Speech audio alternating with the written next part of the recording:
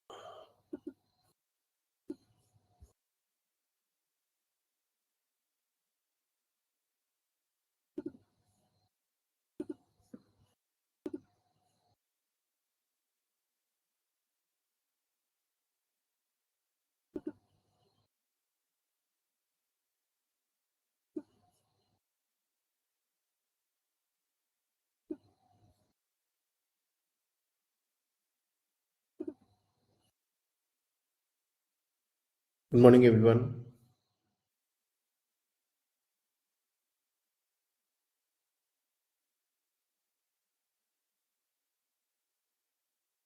Good morning, sir.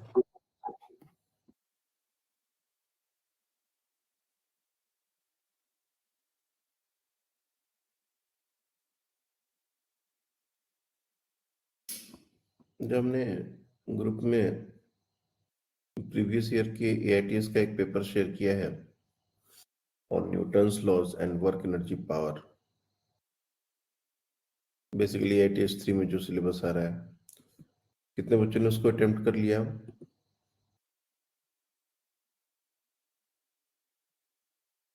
How many of you have attempted that paper?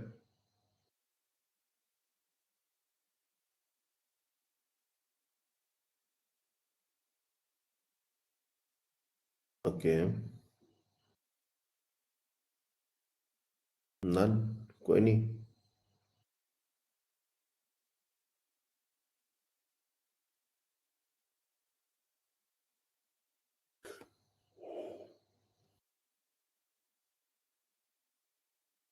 वो previous years के AITS के paper हैं।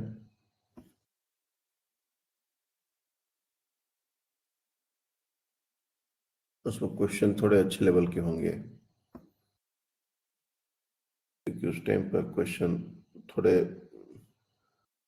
Difficulty level उसकी अच्छी होती थी, उस समय का वो पेपर है।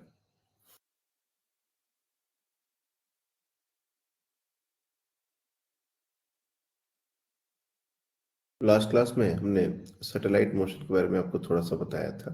यू सी, सैटेलाइट जो होते हैं ये फ्री फॉलिंग ऑब्जेक्ट्स होते हैं,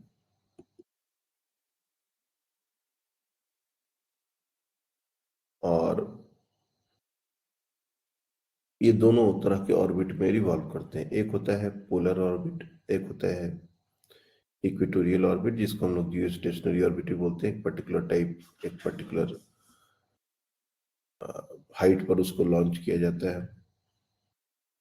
सर्कुलर ऑर्बिट के लिए चीजें काफी आसान होती हैं। टाइम पीरियड, स्पीड, जिसको हम लोग ऑर्बिटल वेलोसिटी बोलते हैं,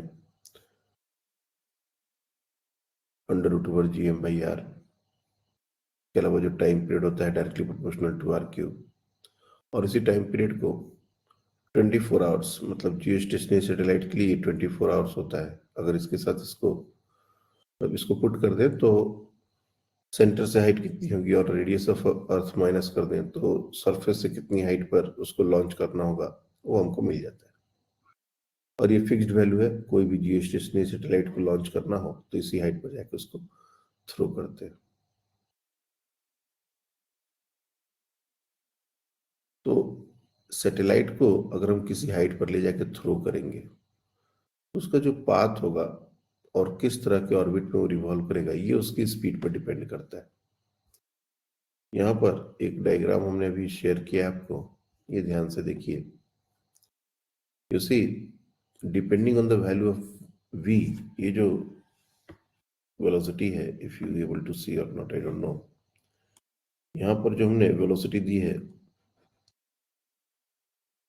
डिपेंडिंग ऑन दिस वेलोसिटी और स्पीड, ये एक एलिप्टिकल पाथ में मूव कर सकता है, एक सर्कुलर पाथ में मूव कर सकता है, अगेन एन एलिप्टिकल पाथ में मूव कर सकता है।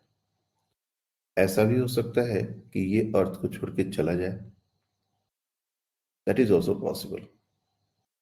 अगर ये अर्थ को छोड़ के नहीं जा रहा तो तीन तरह की क्लोज ट्रैजेक्टरी पॉसिबल है। ये जो पहला वाला जो आप डायग्राम देख रहे हो, इसको बोलते हैं हम लोग इनर इलिप्स, और ये जो हम देख रहे हैं इसको बोलते हैं आउटर इलिप्स। इनर इलिप्स और आउटर इलिप्स के बीच में क्या फर्क होता है हम वो देखेंगे।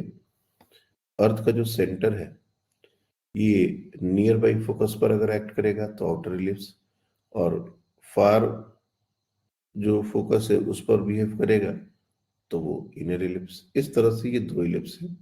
और ये जो सिचुएशन है, ये बीच वाला, इसको बोलते हैं सर्कल। ये हमने कल डिस्कस किया था। तो और इसके अलावा भी अगर उससे ज्यादा हो, V2 V3, ये आप लोग क्या है, ये हम लोग एक बार देखते हैं। ये जैसे V1 दिया हुआ है यहाँ पर, you see V equal to V1, V less than V1, V greater than V1 और V2, ऐसा। ये V1 और V2 क्या है, पहले वो आप समझ लीजिए। देखिए, दो बाउंड्रीज कंडीशन होती हैं कोई भी सैटेलाइट को अगर थ्रो करना है। और मैं सेंटर से डिस्टेंस ले लेता हूं, जैसे यहां से ये डिस्टेंस अपन ले लेते हैं R, ठीक है। तो यहाँ इस डायग्राम में जो V1 है, V1, this is nothing but equal to the orbital velocity which is we have calculated last day, that is GM/R।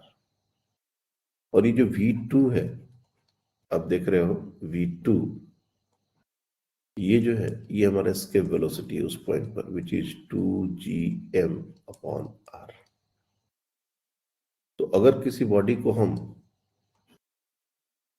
जैसे पहला कंडीशन है, ये देखो, ये जो आप देख रहे हो V लेस देन V1, तो इसमें वो एक इनर इलिप्स फॉर्म करता है। अब ऐसा नहीं है कि V is less than V1, इसमें हम अगर बहुत छोटी वेलोसिटी रखेंगे तो ये जो प्रोजेक्टाइल है वो अर्थ के ऊपर गिर जाएगा, हो सकता है कि ये रिवॉल्व ना करे। तो V is less than V1 का भी एक मिनिमम लिमिट है, मिनिमम वैल्यू है, ताकि वो एक इलिप्टिकल पाथ में मूव करने लगे।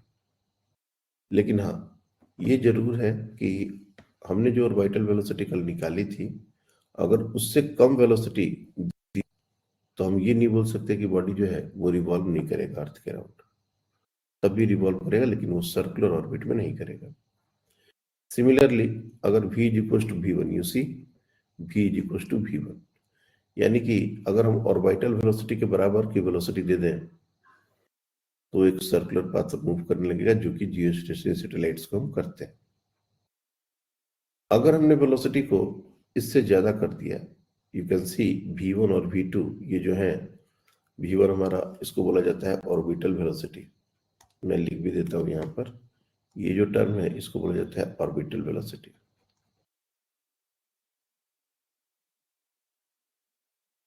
और ये जो टर्म है इसको बोलते हैं एस्केप वेलोसिटी।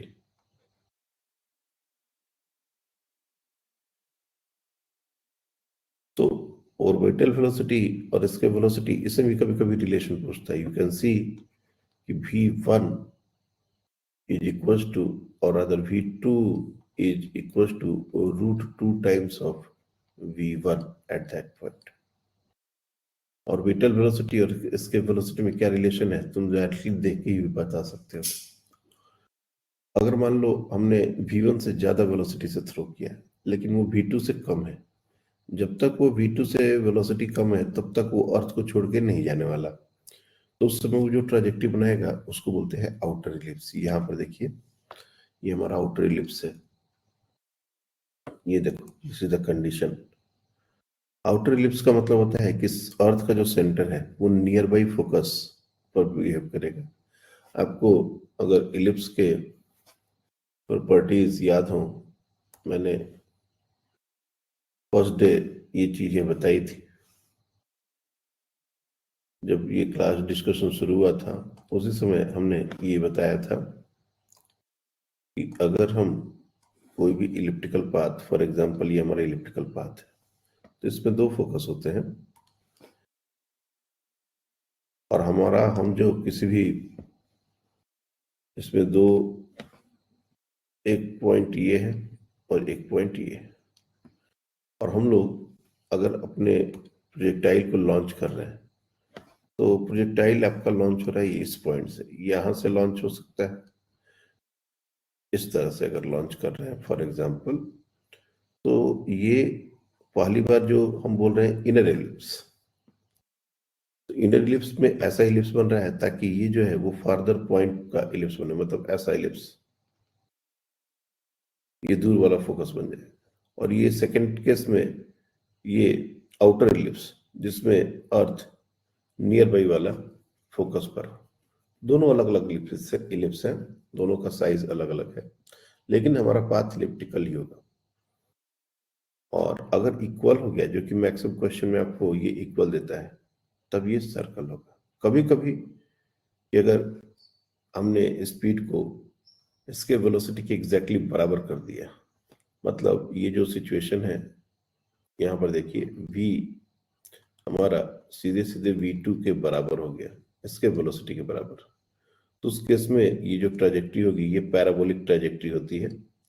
और parabolic trajectory is not a curve, मतलब close curve. Parabola is not a close curve. If you see, parabola जो होता है एक ओपन कर्व होता है, तो यहां से ये निकलेगा तो ये फिर चलता चला जाएगा, ये वापस से ऐसा घूमने के, रोटेट करने का बात नहीं है, फिर ये चलता चला जाएगा। उसी तरह से अगर हम इससे भी ज्यादा स्पीड देते हैं, जैसे हमने कल क्वेश्चन कराया था कि इसके वेलोसिटी से भी ज्यादा इस वेलोसिटी अगर दे दी जाए तो क्या होगा, तो आउटर स्पेस में कुछ स्पीड के साथ चला जाएगा, वो कभी अर्थ पर नहीं आएगा। तो ये दोनों जो वेलोसिटीज हमने देख रहे हैं, ये हमको बॉडी को, कोई भी सैटेलाइट को अगर हमने थ्रो किया है तो उसको वापस अर्थ पर नहीं लेके आ सकते, वो वापस वो अर्थ को छोड़ के चले जाएंगे। लेकिन हमको इन सारे की ट्रेजेक्टरी याद रखनी है। तो ये जो डायग्राम में जितनी भी बातें दी गई हैं लगभग, मैं उसको एक बार नटशेल में आपको बताता हूँ। यहाँ पर एक बार नटशेल आप देख लीजिए। v1 और v2 क्या है ये हमने ऑलरेडी बता दिया है। If v is less than v1, इस केस में हमारा इलिप्टिकल पाथ होगा।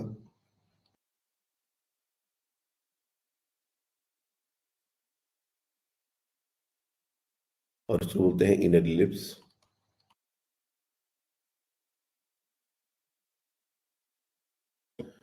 अगर v इक्वल टू v1 हो गया तो ये हो गया सर्कुलर पाथ,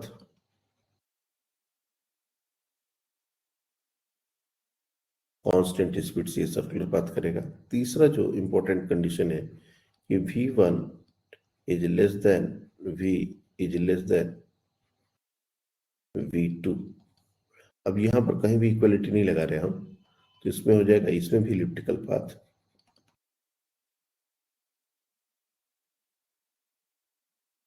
लेकिन इसमें ये बनेगा आउटर इलिप्स। और इसका हम लोग को प्रूफ करने का जरूरत नहीं है, we should simply remember this. सीधे सीधे क्वेश्चन पूछ देते हैं कि वेलोसिटी इतना है तो ट्रैजेक्टरी कैसी होगी, पाथ कैसा होगा, तो हमको ये याद रखना है। चौथा पांचवा क्वेश्चन के लिए बहुत इंपॉर्टेंट है।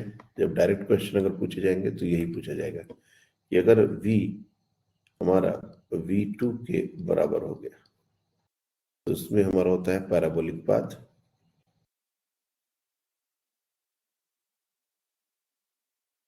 और v ग्रेटर देन v2 हो गया तो ये होता है हाइपरबोलिक पाथ। ये दोनों ओपन कर्व होते हैं, हाइपरबोलिक पाथ। और इन दोनों सिचुएशंस में जो बॉडी है वो अर्थ को छोड़ के चला जाएगा, बॉडी विल एस्केप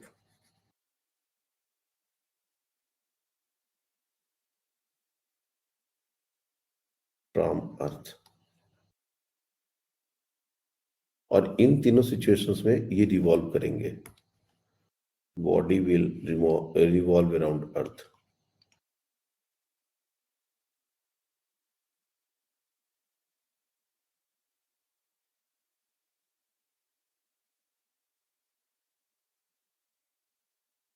ठीक है ना? तो ये सारी चीजें हमको एज इट इज याद रखनी है। ये ऐसा क्यों होता है ये हमारे लिए कभी कंसर्न नहीं होगा, ये कभी कोई नहीं पूछने वाला, क्योंकि ये बहुत डिफिकल्ट है इस लेवल पर इसको प्रूव करना। बस ये होता है, ये हमको ध्यान रखना है। कल जो हमने केस लिया था वो सर्कुलर ऑर्बिट का लिया था। सर्कुलर ऑर्बिट में ऑर्बिटल वेलोसिटी का वैल्यू, टाइम पीरियड का वैल्यू ये हमने निकाला था। लेकिन कुछ और बातें हैं सैटेलाइट के बारे में जो हमने नहीं करी थी, और वो है एनर्जी एस्पेक्ट। एक बहुत ही इंपॉर्टेंट है एनर्जी एस्पेक्ट। तो इन सर्कुलर ऑर्बिट्स, पहले हम लोग सर्कुलर ऑर्बिट के बारे में ही तीन बातें डिस्कस कर लेते हैं। और इंटरेस्टिंग बात यह है कि इलिप्टिकल पाथ में और सर्कुलर पाथ में बहुत कुछ रिलेटेड है। काफी अच्छा एक रिलेशन है। अगर वो हम समझ जाए तो हमारा काम काफी आसान हो जाएगा। तो मैं अभी सर्कुलर ऑर्बिट के बारे में ही बात कर रहा हूँ।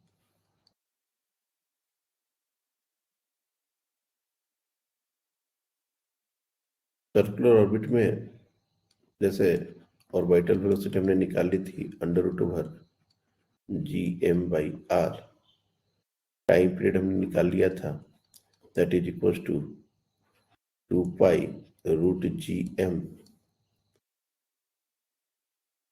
r⁵ ये दो चीज हमने निकाली थी। इसके बाद आता है energy, total energy. Total energy of a satellite. इसमें दो तरह का एनर्जी हो सकता है, एक होता है काइनेटिक एनर्जी और एक होता है पोटेंशियल एनर्जी। कोई भी केस हो, यहाँ पर इलिप्टिकल पाथ हो, सर्कुलर पाथ हो, मैं अभी सर्कुलर ऑर्बिट्स के लिए डिस्कस कर रहा हूँ, लेकिन बाद में हम लोग इलिप्टिकल ऑर्बिट के लिए डिस्कस करेंगे। तो इसमें दो एनर्जी होगी, एक होगा काइनेटिक एनर्जी और दूसरा होगा पोटेंशियल एनर्जी। काइनेटिक एनर्जी निकालना कोई बड़ी बात नहीं है, हमने स्पीड ऑलरेडी निकाली है, तुम सिंपली ½ mv² कर दो तो ये हमारा काइनेटिक एनर्जी हो जाएगा, यूसी √gm/r। तो ये हो जाएगा G∠M/m/2r। पोटेंशियल एनर्जी की अगर बात की जाए तो पोटेंशियल एनर्जी अर्थ के कारण r डिस्टेंस पर, आउटर पॉइंट पर जो पोटेंशियल होगा वो -G∠M/r होता है। उसे मास मल्टीप्लाई कर दो तो पोटेंशियल एनर्जी हो जाएगा, मतलब -G∠M/m/r। और यही अगर टोटल एनर्जी की बात की जाए तो दोनों को सम कर दीजिए। If you simply add, so minus G capital M small M upon R plus G capital M small M upon 2r। Interesting बात देखोगे कि जो टोटल एनर्जी होती है सैटेलाइट की वो निगेटिव होती है। That means minus G capital M small M upon 2r। ये चीज ध्यान देने वाली है। जब तक ये टोटल एनर्जी किसी भी सैटेलाइट की निगेटिव रहती है, इसका मतलब ये हमारा एक बाउंड सिस्टम है। ये निगेटिव साइन हमको बताता है कि ये बाउंड सिस्टम है। बाउंड सिस्टम मतलब अर्थ के साथ ये समहाउ बंधा रहेगा, अर्थ को छोड़ के नहीं जाएगा। इन तीनों सिचुएशंस में जो हमने ली है, v less than v1, v equals to v1, v ये तीसरा जो रीजन है, इन तीनों केस में अगर हम टोटल एनर्जी इलिप्स की मतलब वो सैटेलाइट की निकालेंगे तो वो निगेटिव ही आएगा। और किसी भी बॉडी का निगेटिव में एनर्जी होना इस बात को बताता है कि वो अर्थ को छोड़ के नहीं जाएगा। बहुत लेमन तरीके से अगर समझे, this is how it means. Escape velocity में अगर तुमको याद होगा, हम टोटल एनर्जी को जीरो से इक्वेट करते थे।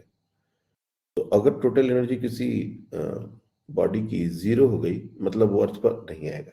जीरो से ज्यादा है तब तो नहीं आएगा, तब तो वो जाएगा ही जाएगा। अगर जीरो भी हो गया टोटल एनर्जी तब भी वो अर्थ पर वापस नहीं आएगा। अर्थ पर चीजें वापस तभी आएंगी जब टोटल एनर्जी निगेटिव होगी। और एक सैटेलाइट का एनर्जी निगेटिव होता है, इसलिए ये अर्थ पर, आप कहोगे सर सैटेलाइट अर्थ पर कहाँ आता है? अर्थ पर नहीं आता है, लेकिन अर्थ को छोड़ के भी नहीं जाता है। मतलब समहाउ ये बंधा बाउंड सिस्टम है, बंधा हुआ है, अर्थ के अराउंड ही रिवॉल्व करता रह जाएगा। और जैसे मैंने कल भी बताया था कि सैटेलाइट जो है उसमें कुछ हम लोग वो नहीं करते, मतलब रॉकेट्स वगैरह नहीं लगा होता।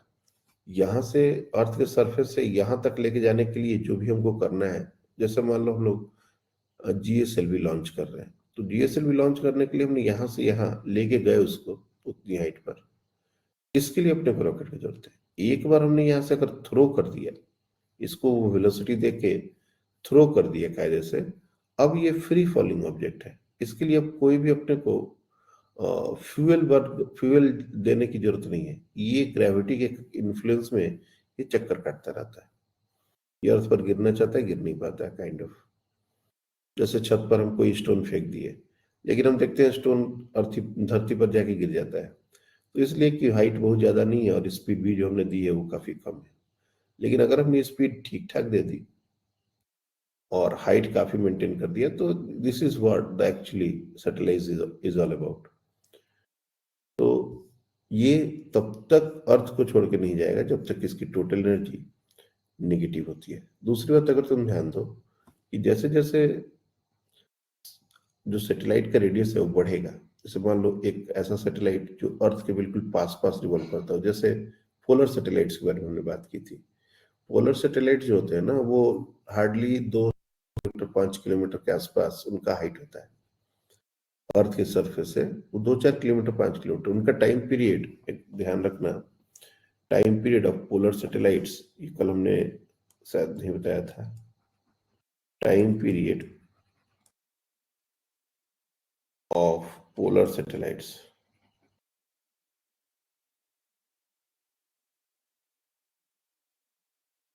ये हमारा 100 मिनट्स होता है, नियर अबाउट।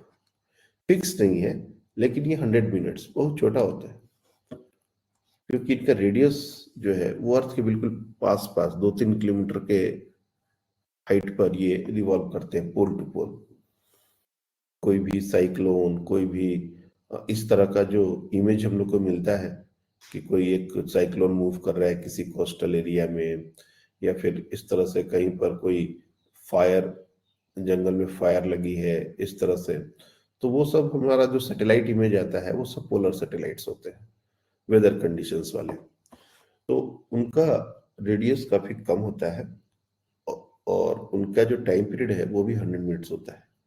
अगर हम उसकी एनर्जी की बात करें तो you see the total energy is inversely proportional to are.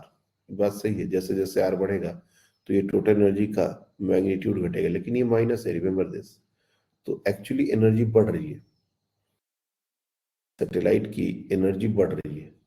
अगर दो सैटेलाइट के बारे में बात करें, एक रेडियस R1 में है, एक रेडियस R2 में है, और वो तो R2 जो दूर वाला रेडियस है उसके सैटेलाइट की एनर्जी वैल्यू वाइज कम है, मतलब अगर तुम सिर्फ मैग्नीट्यूड वाइज देखोगे तो कम है, लेकिन वैल्यू वाइज ज्यादा है।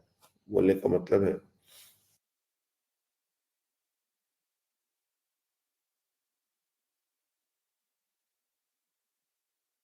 अगर मान लो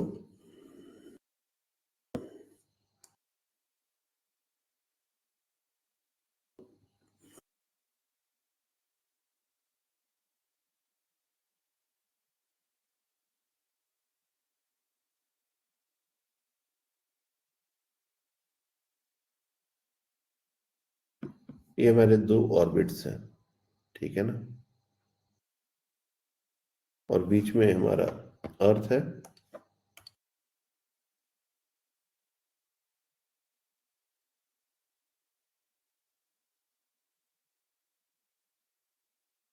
अगर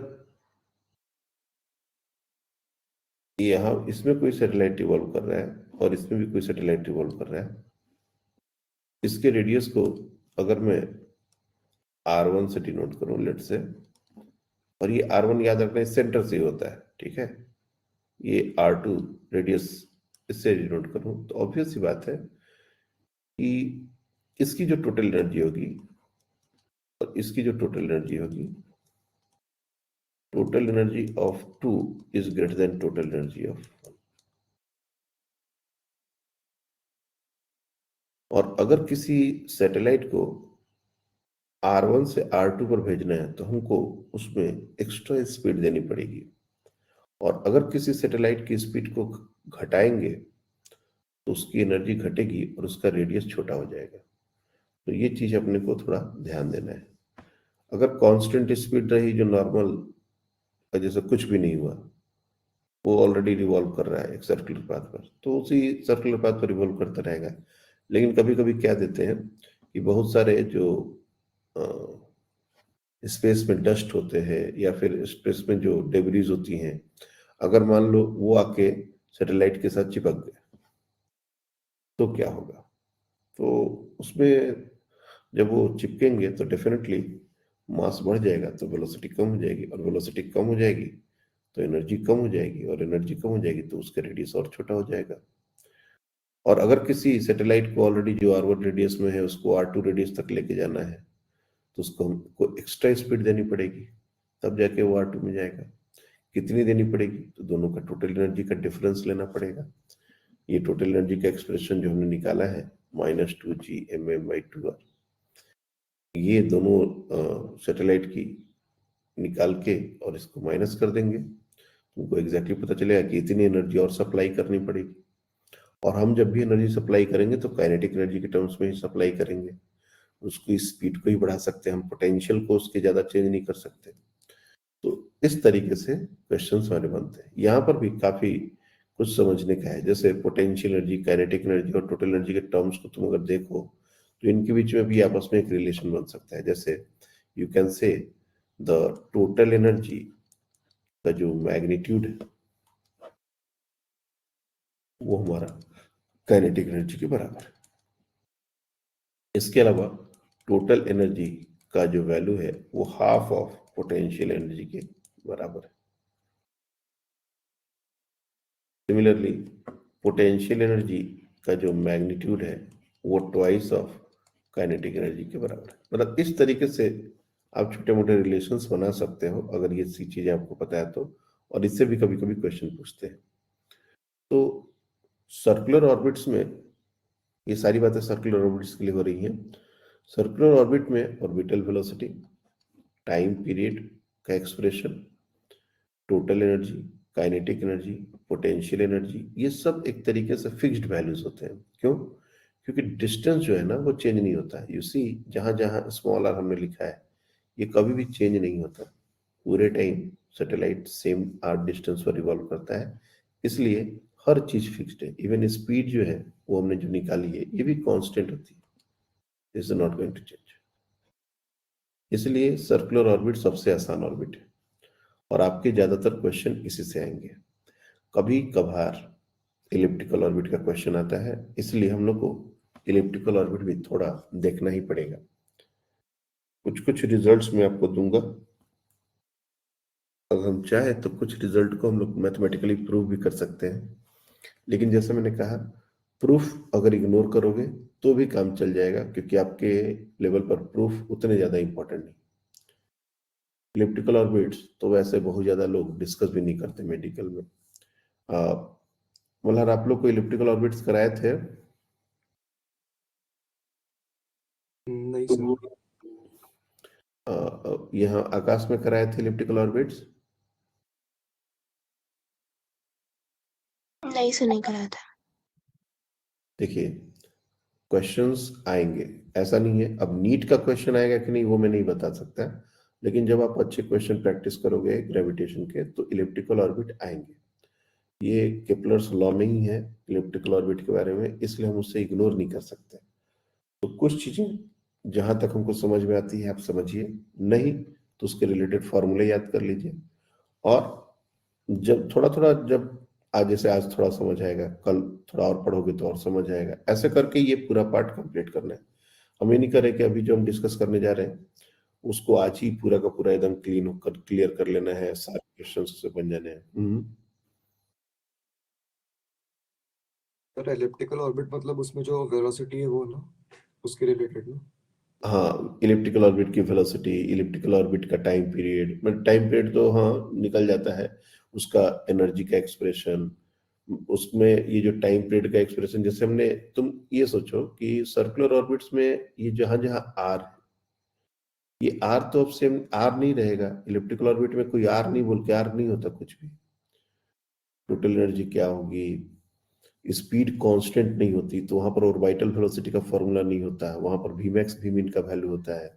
ये सारी बातें तो हाँ सर, वो पढ़ा है। मतलब वेलोसिटी का वो वी मैक्स वी बताया था हमें। हम्म। नहीं, मैं एक्चुअली क्या है, ये थोड़ा सा डिफिकल्ट जाता है, बहुत बार टीचर इसको टच नहीं करते, तो बच्चे को लगता है कि यार ये तो एक्स्ट्रा चल रहा है, एक्स्ट्रा बता रहे हैं, इसलिए मैंने पूछ लिया पहले। तो सर्कुलर ऑर्बिट्स के बारे में हमने मैक्सिमम बातें कर ली हैं, प्रॉब्लम्स में भी इस चीज को हम लोग देखेंगे, लेकिन अभी हम इलिप्टिकल ऑर्बिट्स के बारे में बात करने जा रहे हैं, जो बहुत हद तक फाइनली हम रिलेट करेंगे सर्कुलर ऑर्बिट से। मतलब जिन लोगों को सर्कुलर ऑर्बिट्स के रिजल्ट्स याद है, वो पूरा का पूरा डेरिवेशन इग्नोर कर दें, सीधे सीधे भी वो इलिप्टिकल ऑर्बिट में इसको कन्वर्ट कर दे सकते हैं। तो नेक्स्ट जो हमारा डिस्कशन है वो है इलिप्टिकल ऑर्बिट्स। अब देखो, इलिप्टिकल ऑर्बिट्स में सैटेलाइट अर्थ के अराउंड रिवॉल्व कर रहा है या प्लैनेट सन के अराउंड रिवॉल्व कर रहा है, ये एक ही बात है। दोनों में कोई खास फर्क नहीं आएगा।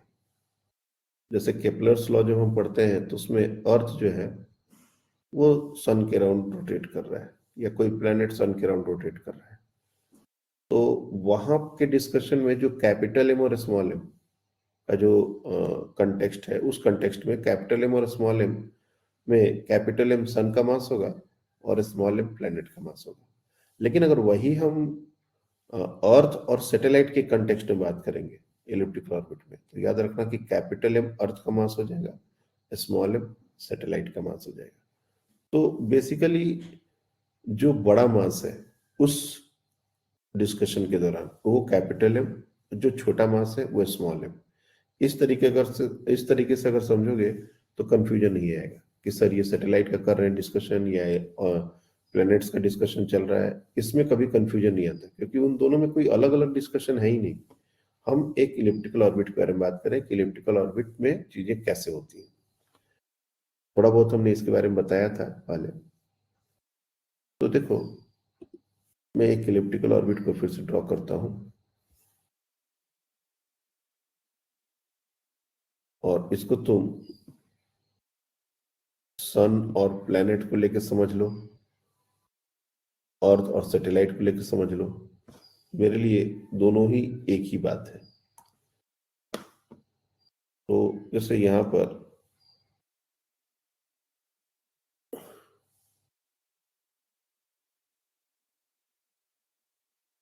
ये हमारा है capital M, this is capital M. अब तुम इसको सन बोल दो तो ये जो छोटा एम हम ड्रॉ करेंगे ये हमारा प्लैनेट हो जाएगा, ये हमारा प्लैनेट हो जाएगा। अगर इसको अर्थ बोलेंगे तो सैटेलाइट हो जाएगा। बस यही बात है। इसके बाद जो डिस्टेंसेस होते हैं यू सी,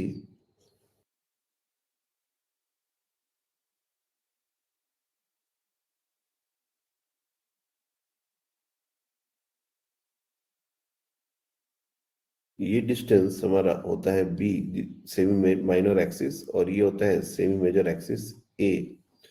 डिस्टेंस हमारा होता है ए ई। तो हम जब ये जो प्लैनेट है, चलो मैं प्लैनेट और सन लेके बात करता हूं, जब ये यहां से पास कर रहा होगा ना उस समय इसकी जो स्पीड है वो मैक्सिमम होगी। यहां पर ये वी मैक्स और यहां पर ये वी मिन। और ये क्यों होता है ये हमने थोड़ा सा आप लोग को पहले बताया था, वी मिन।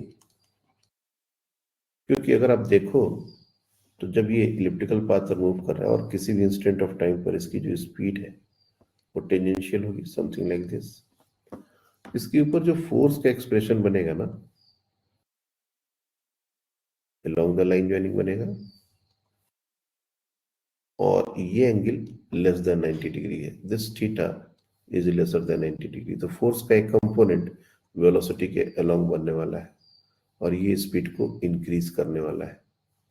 तो सबसे बड़ी बात कि स्पीड कांस्टेंट होती है ये बात नहीं है, स्पीड वेरिएबल हो जाती है।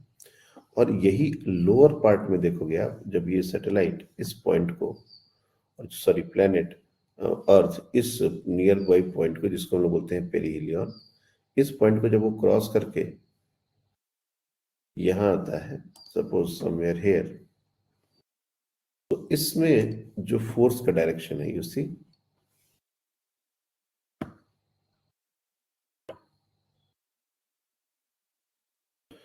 इसमें जो फोर्स का डायरेक्शन है और जो वेलोसिटी का डायरेक्शन है, इन दोनों के बीच का एंगल ऑब्ट्यूस हो जाता है।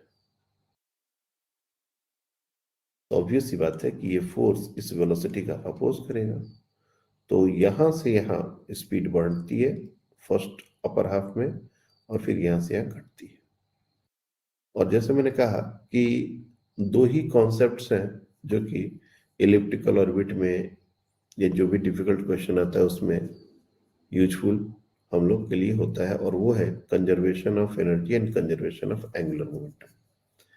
कंजर्वेशन ऑफ एंगुलर मोमेंटम क्या है? तो इन्हीं दो पॉइंट्स पर वेलोसिटी जो है वो 90 डिग्री का एंगल बनाता है सी। तो अगर हम इन दोनों पॉइंट पर, लेट्स से ये हमारा पेरिहिलियन है, ये हमारा एपिलियन है, इन दोनों पॉइंट पर हम अगर कंजर्वेशन ऑफ एंगुलर मोमेंटम लगाएं, कंजर्वेशन ऑफ एंगुलर मोमेंटम,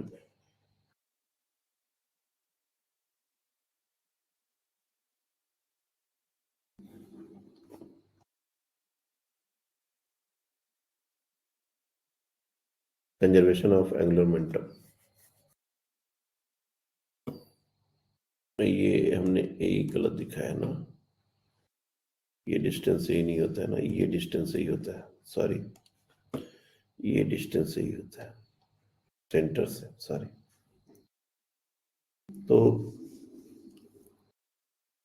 यहां पर जो एंगुलर मोमेंटम होगा, ये डिस्टेंस को हम लोग ए माइनस ए, पहले भी दिखाया था इसको, ए माइनस ए, और यहां से ये जो डिस्टेंस है इसको हम लोग ए प्लस ए ये लिख सकते हैं।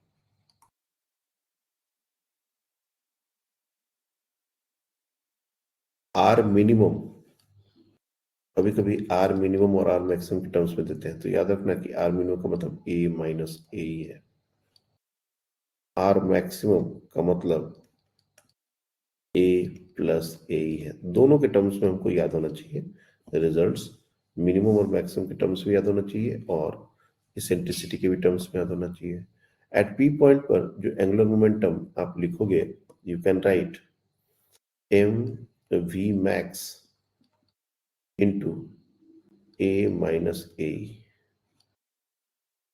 ये हमारा angular momentum of this point, और ये जो सैटेलाइट प्लैनेट है वो इस पेरिहिलियन पॉइंट पर इसका एंगुलर मोमेंटम है mvr, और v और r के बीच का एंगल 90 डिग्री है, इसलिए डायरेक्ट मल्टीप्लाई कर दिया। सिमिलरली यहाँ पर एपिलियन पॉइंट पर वो हो जाएगा m v min into a plus A E. तो अगर तुम m को कैंसिल आउट कर दो और यहां से a को भी हटा दो, तो आप देखोगे कि v max upon v min, ये क्या आ गया? ये आ गया a1 plus e a1 minus e। और इससे एक बहुत ही इंपॉर्टेंट रिजल्ट हमारा बनेगा जो हमको हमेशा याद रखना है कि v max और v min, इसका जो रिलेशन है वो हमारा होता है 1 प्लस ई 1 माइनस ई।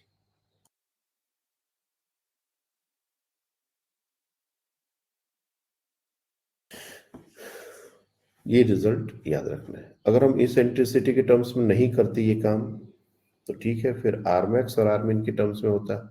बहुत बार सैटेलाइट के क्वेश्चंस में ये सेमी मेजर एक्सिस ना देके मिनिमम डिस्टेंस, जैसे मैं बता रहा हूँ ना यहाँ पर, ये देखो ये सैटेलाइट को हमने थ्रो किया। इनर इलिप्स की बात करें तो मैक्सिमम डिस्टेंस और मिनिमम डिस्टेंस फ्रॉम अर्थ ये दे दिया जा सकता है, या आउटर इलिप्स के बारे में बात करें तो minimum distance and maximum distance from earth ये डिस्टेंस दिया जा सकता है। तो R1 और R2 भी हमारे लिए इंपॉर्टेंट ही है, ऐसा नहीं समझना कि वो क्वेश्चन में नहीं दिया जाता, वो भी क्वेश्चन में दिया जाता है। और अगर हम R1 और R2 के टर्म्स में करें तो यू कैन डायरेक्टली सी कि R मिनिमम और R मैक्सिमम, अगर सिंपली इनको ऐड कर दिया जाए, सिंपली इन दोनों को ऐड कर दो, ये जो टर्म है इनको ऐड कर दो, मैं यहीं पर ऐड कर देता हूँ सी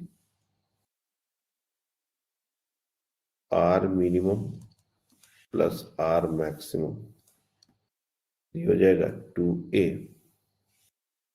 तो जहां जहां a आएगा वहां पर R minimum plus R maximum upon 2 ये रिप्लेस कर देना चाहिए। अगर कभी कोई एक्सप्रेशन में a का टर्म है तो ये तो होगा ही होगा। इसके अलावा हम लोग e भी निकाल सकते हैं, what is going to be e, तो सब्ट्रैक्ट कर देंगे तो डायरेक्टली e हमारा आ जाएगा। या फिर directly conservation of angular momentum इन दोनों पॉइंट्स पर R1 और R2 के टर्म्स में लगा दो, या R min और R max के टर्म्स में लगा दो, तो ये हो जाएगा, देखो m v max into R min is equals to m v min into R max। तो v max by v min is equals to R min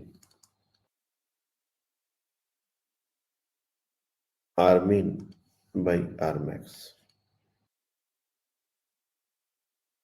sorry R max upon R min। तो ये directly speed का हमारा ratio आ गया। दोनों ही हमारे लिए important है। अगर मिनिमम मैक्सिमम डिस्टेंस दिया हुआ है तो डायरेक्टली वहां से हमारा स्पीड का रेशियो आ जाएगा, और ये रेशियो आ गया तो डायरेक्टली 1 प्लस ई 1 माइनस ई का रेशियो आ गया। तो ये दोनों रिजल्ट को ध्यान में रखना है। और ये कैसे आ रहा है? कंजर्वेशन ऑफ एंगुलर मोमेंटम से। कंजर्वेशन ऑफ एंगुलर मोमेंटम इन्हीं दोनों पॉइंट पर हम लगा सकते हैं, क्योंकि बाकी पॉइंट पर एंगल के बारे में हमको श्योरिटी नहीं है। सिर्फ इन्हीं दोनों पॉइंट पर हम कंजर्वेशन ऑफ एंगुलर मोमेंटम लगा सकते हैं। अब एक रिलेशन हमारा Vmax और Vmin के टर्म्स में हो गया। दूसरा रिलेशन क्या होता है? दूसरा रिलेशन होता है conservation of energy. Conservation of energy, क्योंकि कंजर्वेटिव फोर्सेस में कंजर्वेशन ऑफ एनर्जी, एनर्जी का लॉस कभी नहीं होता, टोटल एनर्जी हमेशा कांस्टेंट होती है। तो किसी भी पॉइंट पर, जैसे पॉइंट पेरिहिलियन वाला पॉइंट है या एपिलियन वाला पॉइंट है, टोटल एनर्जी का एक्सप्रेशन क्या होगा? If you see at perihelion, total energy will be half M V max square minus G capital M small M divide by a minus a, that is the distance, और एफिलियन जो point है वहां पर अगर energy की बात करें तो half M V min square minus G capital M small M upon A plus A. तो ये हमारा सेकेंड इक्वेशन है और ये पहला इक्वेशन है। अब देखो हमारे पास दो इक्वेशंस हो गए, एक कंजर्वेशन ऑफ एंगुलर मोमेंटम से एक जो रिजल्ट हमारे पास आया है वी मैक्स और वी मिन के बीच, और एक यहाँ पर जो हमने कंजर्वेशन ऑफ एनर्जी से एक रिलेशन देख रहे हैं उसमें भी वी मैक्स और वी मिन के बीच एक रिलेशन आया। अगर इत्मीनान से इन दोनों इक्वेशंस को तुम सॉल्व करोगे, और सॉल्व करने का क्या है कि तुमको अगर मान लो वी मैक्स निकालना है तो all you have to do is to replace V min in terms of V X in this expression, और अगर भी मिनिमम ही निकालना है तो वी मैक्स का जो भी वैल्यू है उसको वी मिन के टर्म्स में इस एक्सप्रेशन इक्वेशन 1 से रिप्लेस कर दो। तो दो इक्वेशन है, दो वेरिएबल है, आपको जैसे सॉल्व करना है यू कैन प्रोसीड। मैं इसको सॉल्व नहीं करूंगा क्योंकि ये जो सॉल्व करने में ही ना बच्चे और ज्यादा उनको लगता है कि अरे बाप रे ये बहुत बड़ा है। You don't have to. अगर तुमको लगता है कि नहीं ये बड़ा जा रहा है, रफ वर्क में अगर तुमको करना हो कर लो, तुम कहोगे मैं साइड में इसको सॉल्व भी कर दूंगा, कोई दिक्कत नहीं है, लेकिन ये लेंदी है। जैसे हमने कल कोलिजन वाले क्वेश्चंस आपको बताए हैं कि लॉस ऑफ एनर्जी निकालना या इलास्टिक कोलिजन के केसेस लेना, तो उसमें कैलकुलेशन तो करना पड़ता है।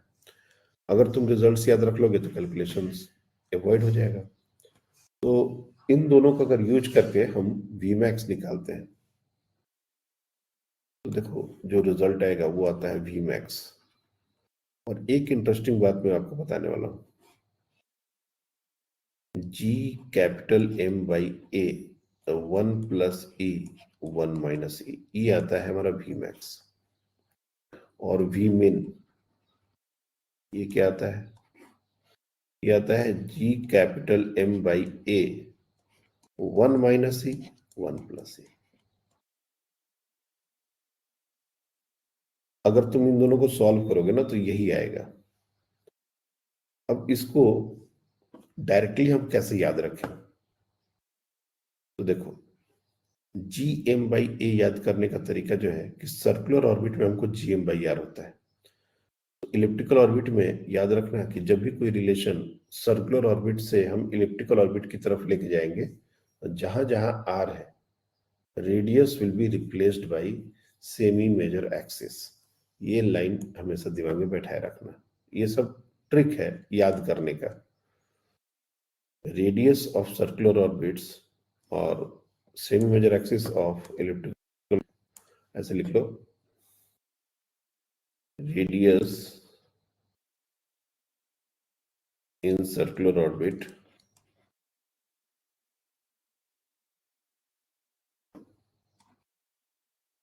should be replaced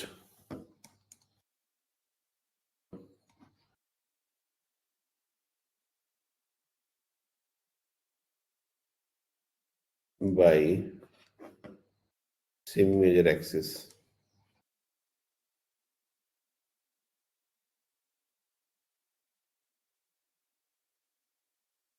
in elliptical orbits।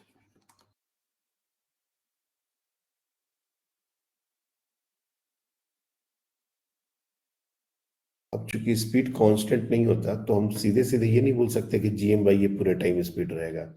हमने आपको बताया है कि स्पीड वेरिएबल होती है, तो स्पीड वेरिएबल है तो ऑब्वियस सी बात है कि हमको वी मैक्स और वी मिन के बारे में सोचना पड़ेगा। तो एनर्जी में भी ये चीज को हम दिखाएंगे कि ये टोटल एनर्जी जब लिखते हैं तो ये, अब जीएम बाई ये तो है ही, ये तो टर्म रहेगा ही, 1 प्लस ई 1 माइनस ई ये भी टर्म हमारा साथ में आता है। और अगर तुम देखो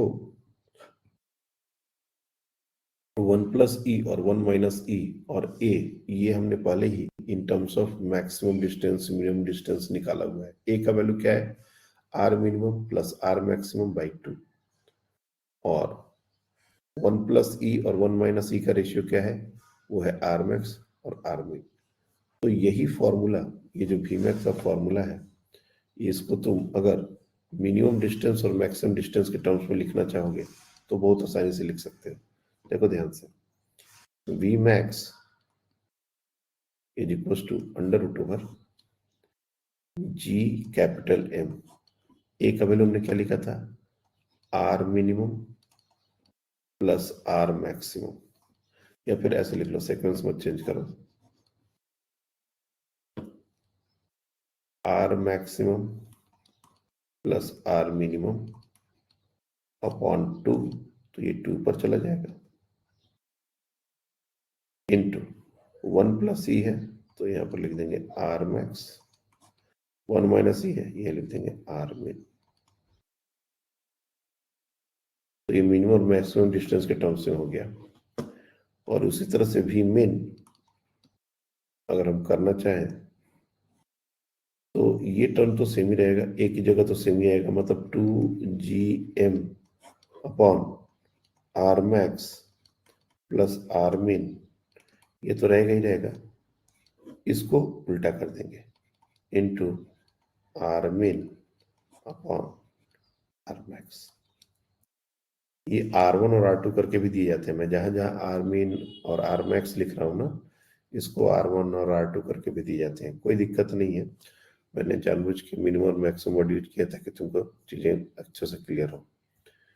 तो ये हमारी वेलोसिटी आ गई। और अगर तुम किसी भी एक एक्सप्रेशन में, जैसे ये जो हमने लिखा है यहां से यहां तक, कंजर्वेशन ऑफ एनर्जी का जो तुम लेफ्ट वाला टर्म देखो, ये पेरिहिलियन पर उसकी टोटल एनर्जी है, ये एफिलियन पर उसकी टोटल एनर्जी है।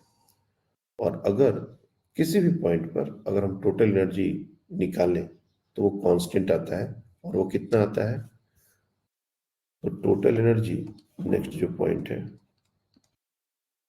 Total energy of the satellite बोलो या प्लैनेट बोलो, मैं अभी प्लैनेट लिख देता हूं, लेकिन ये सैटेलाइट के लिए भी तुम यूज कर सकते हो, मैंने बताया था, अलग अलग उसके लिए डिस्कशन नहीं होता। The energy of the planet is equal to, satellite के केस में कितना आया था, minus G capital M small M by 2r। और अभी हमने क्या बताया कि r को रिप्लेस करना है सेमी मेजर एक्सिस से।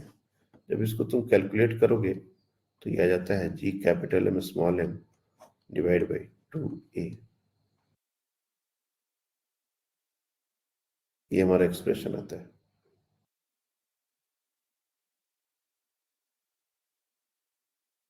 कोई भी एक एक्सप्रेशन, जैसे मान लो ये लेफ्ट वाला है, इसमें भी मैक्स का वैल्यू डाल दो और सॉल्व कर दो, राइट वाले में भी मिन का वैल्यू डाल दो, सॉल्व कर दो, कोई भी एक टर्म को इवेलुएट करोगे ना, you are going to get this result only, total energy. तो यहां भी ये बात जस्टिफाई हो रही है कि रेडियस को अगर सेमी मेजर एक्सिस से रिप्लेस कर दिया तो यही टोटल एनर्जी है। फिर इसके अलावा time period, time period of the planet.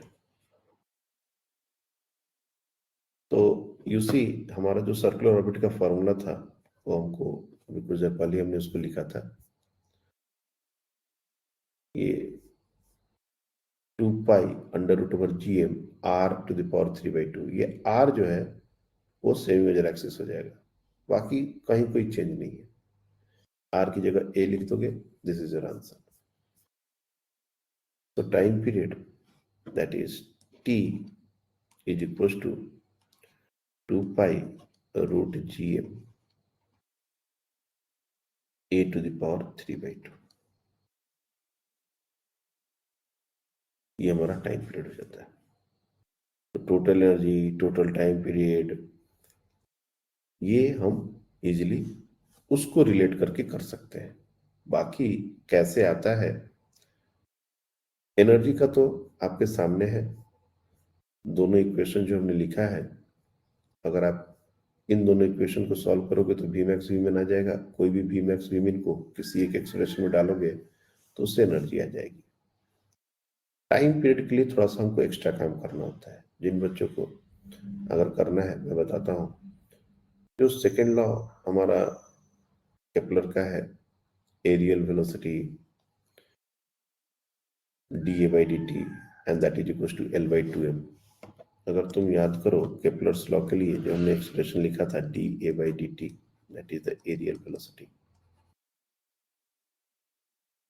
इसको प्रूव भी किया था areal velocity and that is equals to L by 2m angular momentum upon 2m। ये एंगुलर मोमेंटम हम पेरिहिलियन एपिलियन किसी भी पॉइंट पर निकाल सकते हैं, हमने निकाला भी है।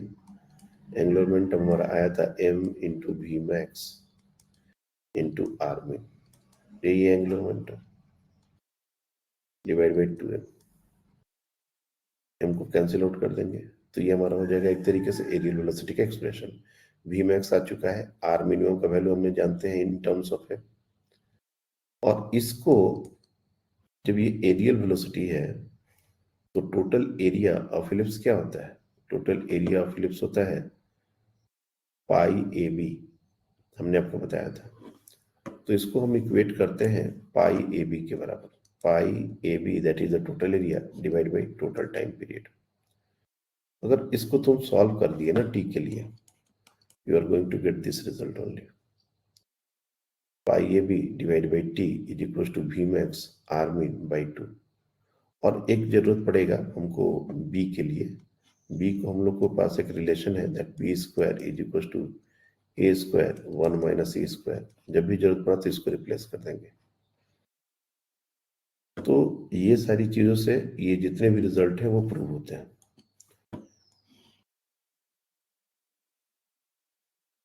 तो अगर तुम लोग कहोगे तो जहां जहां हमने प्रूफ इग्नोर किया है, मैं वो प्रूफ अभी भी बता सकता हूँ, we have time enough to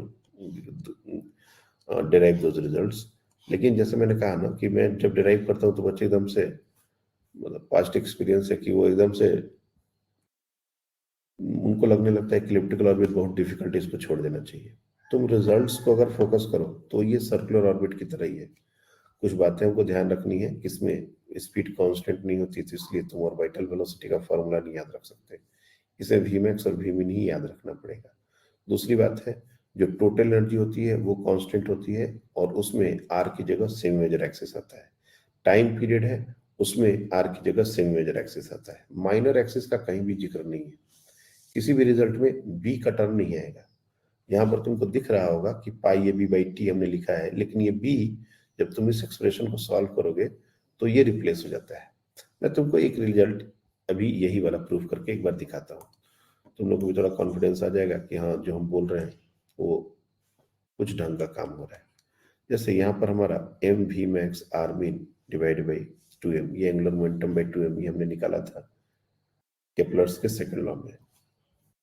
सी मैं तुम लोग को दिखाता हूँ, ये हमारा केपलर्स लॉ था और यहाँ पर बहुत सारी बातें की थी और हमने यहाँ पर ये एक्सप्रेशन निकाला था L by 2m, C dA by dt is equals to L by 2m। अब ये L किसी भी पॉइंट का एंगुलर मोमेंटम है, ये पूरा पूरा हर जगह के लिए कांस्टेंट है, तो हमने पेरिहिलियन पर ही L निकाल दिया।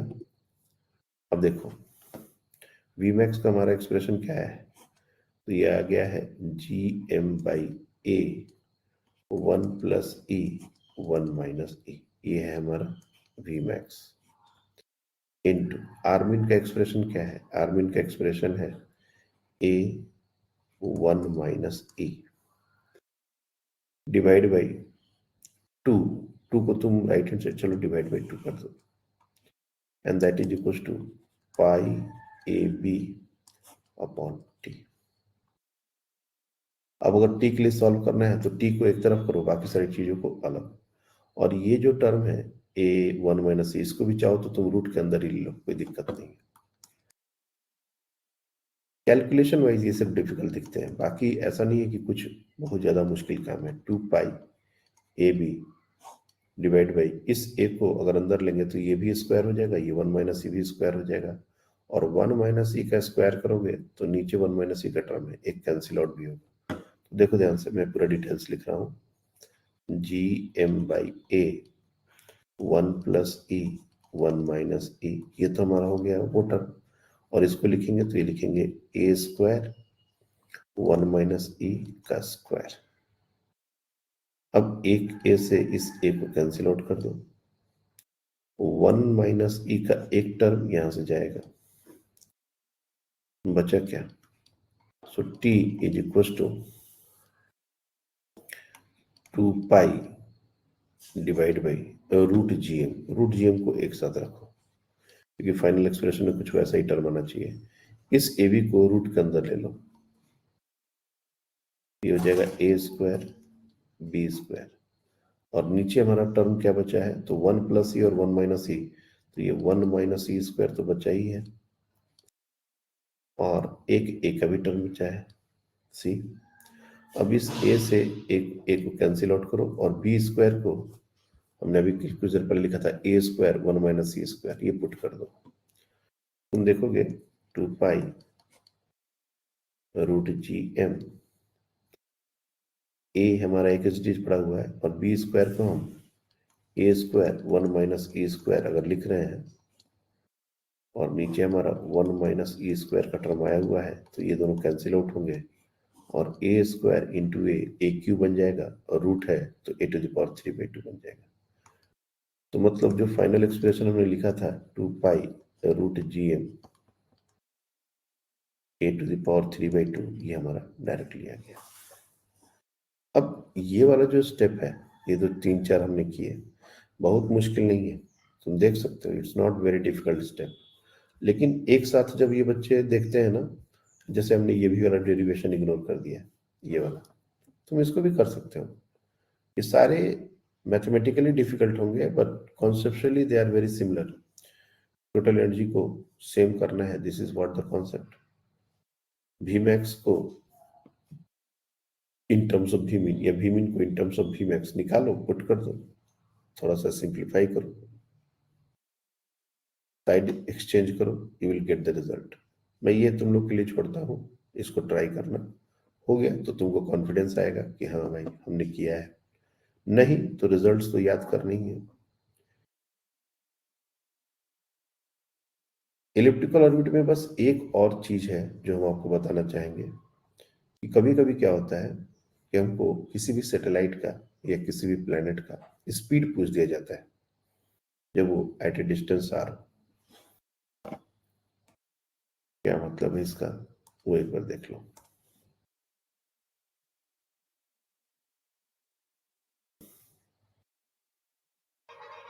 ये हमारा इलिप्टिकल ऑर्बिट है, जैसे मान लो, और ये सन है, और ये हमारा प्लेनेट है, और किसी भी इंस्टेंट ऑफ टाइम पर लेट से ये आर डिस्टेंस पर है, ये आर डिस्टेंस पर है, और हमको सेमी मेजर एक्सिस भी दिया हुआ है, A is given semi major axis.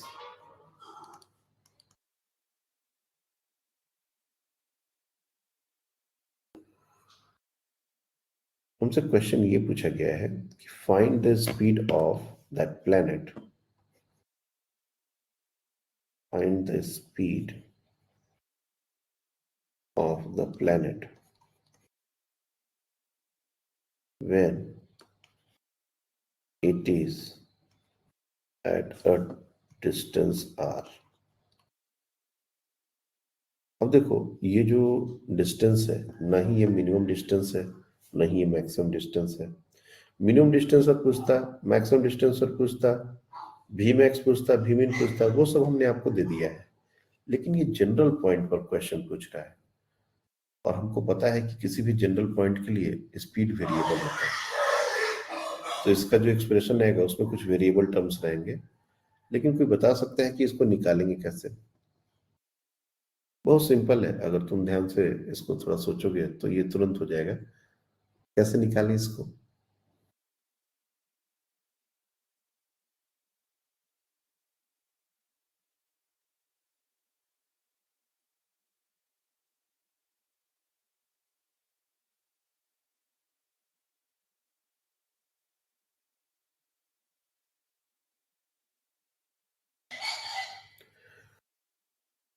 किसी भी इलिप्टिकल पाथ के लिए जो टोटल एनर्जी ऑफ सैटेलाइट होता है, यहाँ पर हमने टोटल एनर्जी ऑफ सैटेलाइट या planet -g capital M small m by 2a होता है। ये फिक्स्ड है, ये चाहे प्लैनेट किसी भी जगह पर हो, यही एनर्जी होगी टोटल। और इस बात को हमको दिमाग में बैठाना है। जैसे एक सर्कुलर ऑर्बिट के लिए -gmm/2r होता है, एक इलिप्टिकल ऑर्बिट के लिए -gmm/2a होता है। और जैसे ही तुमको ये चीज दिमाग में बैठ गई तो ये क्वेश्चन फिर अब कोई दिक्कत नहीं करेगा। जैसे ये पॉइंट है जहां पर अभी प्लैनेट है, तो डेफिनेटली हमको डिस्टेंस तो गिवन है ही r, और ये कैपिटल M है और ये स्मॉल m है। तो इस प्लैनेट की इस पॉइंट पर भी टोटल एनर्जी उतनी ही होगी। So total energy is equal to half mv² minus potential energy कितनी हो जाएगी gmm/स्मॉल m। ये टोटल एनर्जी, और लेकिन इसको होना है बराबर किसके, -g capital M small m upon 2a के बराबर होना है। इससे अलग नहीं हो सकता। अब इसके बाद कुछ बचता ही नहीं है, simply proceed and solve for v। m तो हट ही जाएगा, m को हटा दो। अब देखिए v² upon 2 is equal to g capital M upon r minus g capital M upon 2a।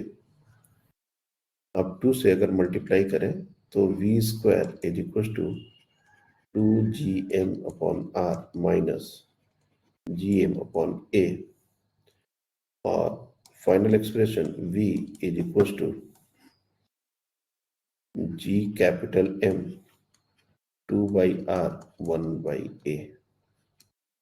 बहुत बार इसको एज अ रिजल्ट भी याद रखते हैं बच्चे कि अगर हमको किसी भी इलिप्टिकल ऑर्बिट में किसी भी पॉइंट पर हमसे स्पीड पूछ दिया जाए तो this is what the speed is. अब इसी में r मिनिमम और मैक्सिमम डाल दोगे तो वो Vmax और Vmin के कोरस्पॉन्डिंग वैल्यू आ जाएगा। तो ये रिजल्ट अगर याद हुआ, जैसे ये दो रिजल्ट हमने दिए Vmax और Vmin वाले, तब तो बढ़िया है। लेकिन अगर तुम एक रिजल्ट भी याद रखते हो, दिस वन, इससे अपना सारा काम हो जाएगा। इसी से तुम वो बात निकाल सकते हो। एक बार ये r की जगह और Vmax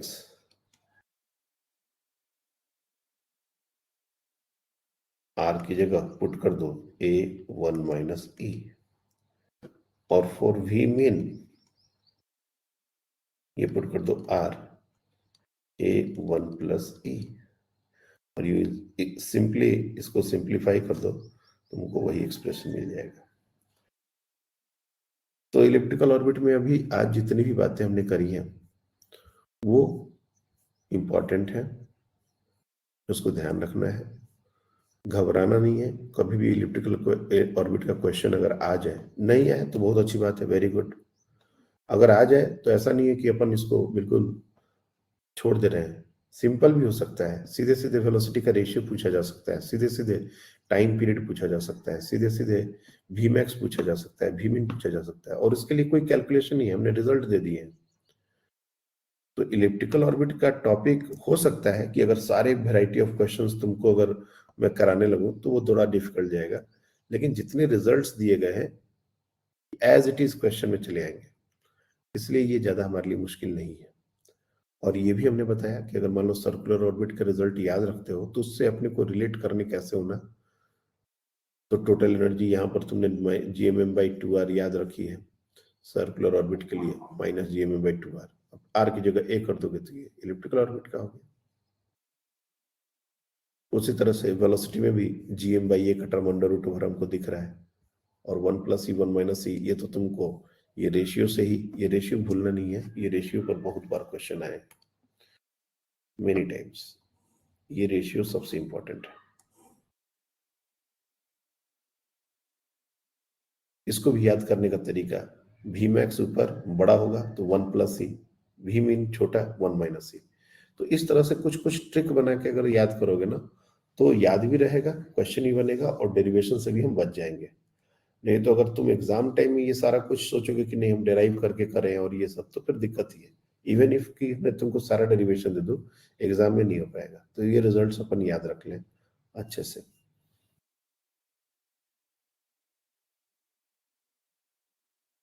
तो ये ग्रेविटेशन का लगभग हमारा सारा पार्ट कंप्लीट हुआ है।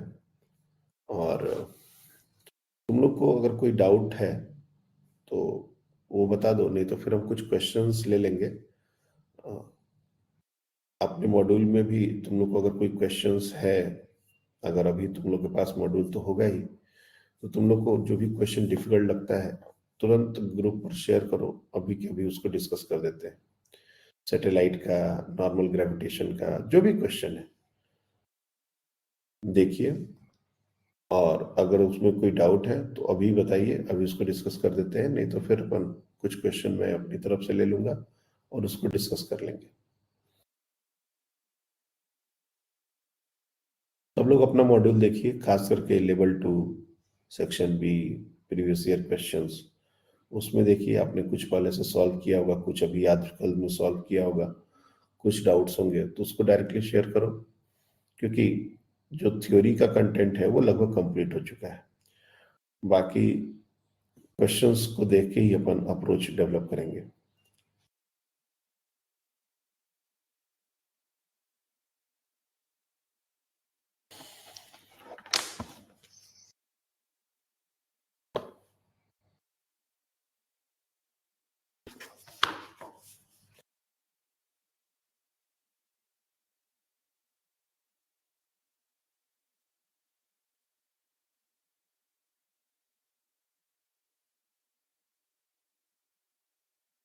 मैं भी देखता हूँ आपके मॉड्यूल में कि कुछ क्वेश्चंस अगर अच्छे दिख जाते हैं तो मैं खुद ही निकाल देता हूँ। नहीं तो आप लोग ने अगर सॉल्व किया होगा तो बताइए।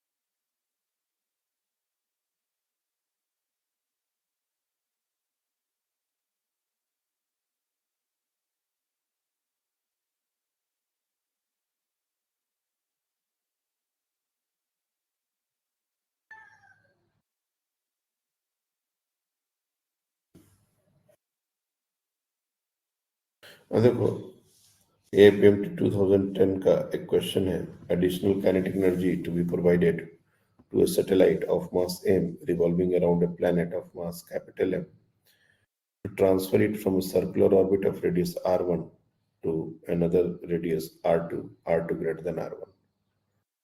ये क्वेश्चन जैसे आज मैं एक्सप्लेन कर रहा था, 1 मिनट में तुम लोग को शेयर करता हूँ। ऐसे बहुत सारे क्वेश्चन आपको मॉड्यूल में है, अच्छा क्वेश्चन है आपके मॉड्यूल में।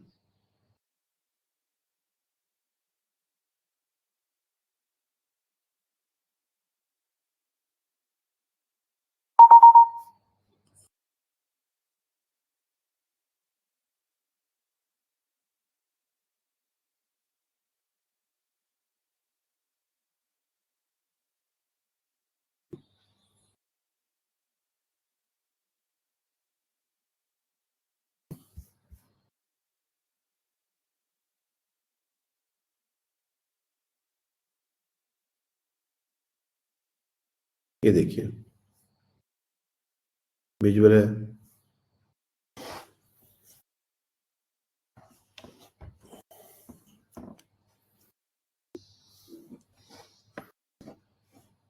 The additional kinetic energy or to be provided to a satellite of mass m revolving around a planet of mass capital M to transfer it from a circular orbit of radius r1 to another radius r2। हमने आपको बताया था, और r2 greater than r1 दिया हुआ है।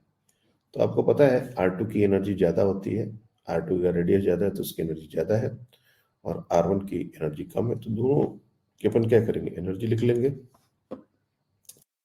That is E1 is equals to minus g capital M small m upon 2 r1 a2 is equals to minus g capital M small m divided by 2 r2। ये बड़ा है क्योंकि r2 बड़ा होने से ये एग्जैक्टली ये टर्म छोटा हो गया, लेकिन माइनस साइन के कारण E2 बड़ा हो गया। तो you can see E2 is greater than E1। कितनी एनर्जी चाहिए? E2 minus E1। This is what the question is. यही एडिशनल काइनेटिक एनर्जी अपने को चाहिए, तो निकाल दो। E2 हमारा है G capital M small m divide by 2r2, और ये माइनस माइनस माइनस करेंगे तो ये प्लस हो जाएगा, G कैपिटल में स्मॉल m बाई 2r1। बस इसको प्रूफ हो गया। G M M by upon 2 1 by r1 minus 1 by r2। Fourth option.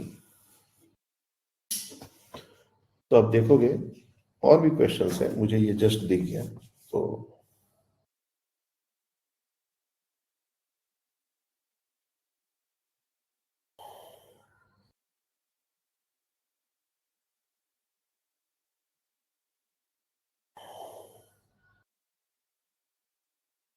ये वाला क्वेश्चन है,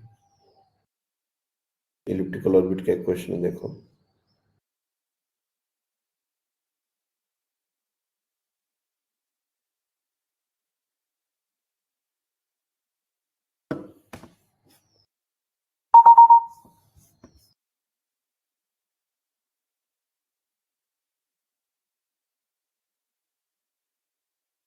ये देखिए,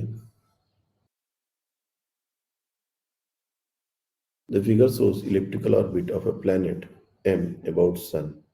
The shaded area SCD is twice the shaded area of SAB. If T1 is the time for planet to move from C to D, C to D जाने का time T1 है, and T2 it take to move from A to B, A से B तक के जाने का time T2 है, और C to D तक के जाने का टाइम T1 है। तो हमारा क्या रिलेशन होगा इन दोनों में? तो तुम देख रहे हो कि SCD ये जो एरिया है ये इस एरिया का डबल है। एरियल वेलोसिटी कांस्टेंट होती है, तो अगर एरिया डबल है तो टाइम भी डबल होगा। तो क्लियरली तुम लिख सकते हो कि T1 is equal to T2। अब ये जो क्वेश्चन है, मैं क्यों ये क्वेश्चन लेके आया, क्योंकि इलिप्टिकल ऑर्बिट को बच्चे छोड़ देते हैं। अब बताओ इसमें कौन सा कितना कैलकुलेशन करना पड़ा अपने को, क्या ऐसा कौन, क्योंकि इलिप्स है ना, तो देख के बच्चे इसको कहेंगे कि नहीं ये नहीं होगा।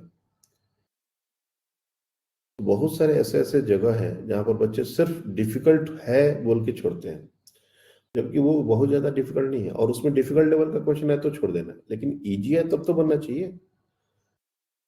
तुम लोग देखोगे कि मैक्सिमम क्वेश्चन इजी होते हैं, डिफिकल्ट नहीं होते।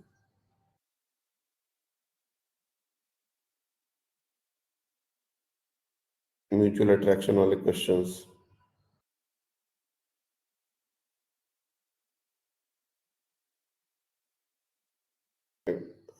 आप लोग बताइए कुछ और क्वेश्चंस अगर आप लोग के जहन में भी हो तो।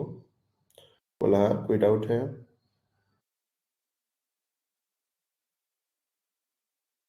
नहीं सर।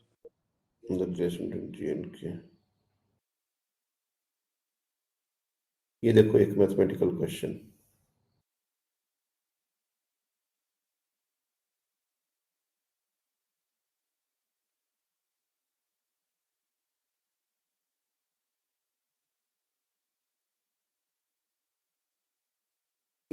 एक क्वेश्चन देखिए।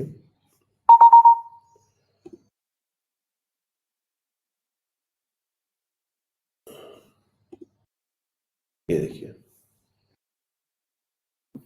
Kepler's third law states that a square of period of revolution of a planet around the sun is proportional to third power of average distance r between sun and planet। ठीक है, here k is constant। If the masses of sun and planet are eminently, then as per the Newton's law of gravitation, force of attraction between them is this। The relation between G and K is described as। अब देखो ये जो question हमको दिया गया है, अगर ये पूरा हम प्रूफ करने जाएंगे तो मान लो सर्कुलर ऑर्बिट के लिए थोड़ा जल्दी हो जाएगा, इलिप्टिकल ऑर्बिट के लिए बहुत टाइम लगेगा। और अगर हमको ये रिजल्ट याद है कि T square is equal to 4 pi square upon G M, या तो आर क्यू या फिर अगर ए है तो ए क्यू, अगर ये होता है तो तुम सोचो कि कितना जल्दी ये क्वेश्चन हमारा सॉल्व होगा। क्या कर रहा है, टी स्क्वायर के आर क्यू, यही तो है के, तो डायरेक्टली हम रिलेट कर सकते हैं। तो बोलने का मतलब है कि रिजल्ट्स अगर आप याद रखोगे तो डेरिवेशंस का कहीं कोई रोल नहीं होता, ये आपको मैं बार बार बोल रहा हूँ। इसलिए इलिप्टिकल ऑर्बिट जब हमने पहले क्लास लिया था तभी बताया था, आज पढ़ाया तभी बताया कि हो सकता है ऐसे क्वेश्चंस इनिशियली आपको ज्यादा ना मिले, सर्कुलर ऑर्बिट के ज्यादा क्वेश्चन मिले, लेकिन इसको छोड़ना नहीं है। ये जब आएगा तो बहुत सिंपल आएगा, और जितने रिजल्ट्स हमने आपको दिए हैं, तुमको मन हो तो ये तुम डिराइव करना, एक जो हमने छोड़ा है, नहीं तो लिव इट, रिमेंबर दिस कि ये रिजल्ट होता है, सबने बताया था, तो उससे तुम्हारा काम हो जाएगा। तो ग्रेविटेशन के बाद mechanical properties of solids and mechanical properties of liquid, ये टॉपिक है जो थर्सडे फ्राइडे, और इस बार थर्सडे फ्राइडे सैटरडे ये तीनों दिन आपकी क्लासेस है, क्योंकि संडे क्लास नहीं होगी। तो ये टॉपिक छोटा है, ठीक है, और मैं आप लोग से बोलूंगा कि अब आप क्लासेस मिस मत कीजिए। अगर आपने अभी तक क्लासेस मिस कर रहे हो, नहीं कर रहे हो, बहुत अच्छी बात है, क्योंकि अब जो टॉपिक है वो रिलेटिवली छोटे हैं। 2-4 दिन, जैसे मैकेनिकल प्रॉपर्टी ऑफ सॉलिड्स तो 3 दिन का 4 दिन का 3 दिन का टॉपिक है, कायदे से देखा जाए तो 1.5 घंटे की अगर क्लास हो तो 3 दिन में खत्म हो जाता है। तो ये सब टॉपिक अगर आप छोड़ दोगे तो फिर वो पूरा डिस्कशन ही खत्म हो जाएगा, पूरा चैप्टर ही छूट जाएगा। फ्लूइड भी काफी इंटरेस्टिंग है और पूरे अच्छे से इसको करना है अपने को। नीट के पॉइंट ऑफ व्यू से बोले तो फ्लूइड बहुत ज्यादा हमारे लिए इंपॉर्टेंट तो नहीं है, लेकिन इतना इंटरेस्टिंग है, और जैसा मैं आपको सिखाऊंगा that is also going to a very very strong hold. तो mechanical property of solids, mechanical properties of fluid, ये अपना दिसंबर का टारगेट है। अगर इतना हो जाता है, मेरे को लग रहा है कि ये तो हो जाएगा, लेकिन अगर ये हो जाता है तो फिर हमारा क्लास और ज्यादा बढ़ाने की जरूरत नहीं होगा, फिर इतने से बात बन जाएगा, नहीं तो फिर एक लेक्चर्स और अपने को इंक्रीज करने पड़ेंगे, क्योंकि ग्रेविटेशन अपने को मैंने जो सोचा था कि वो नवंबर तक खत्म हो जाएगा, लेकिन ग्रेविटेशन में थोड़ा टाइम ज्यादा लग गया, 4-5 दिन इधर निकल गया, तो देखते हैं। That's all for today, thank you.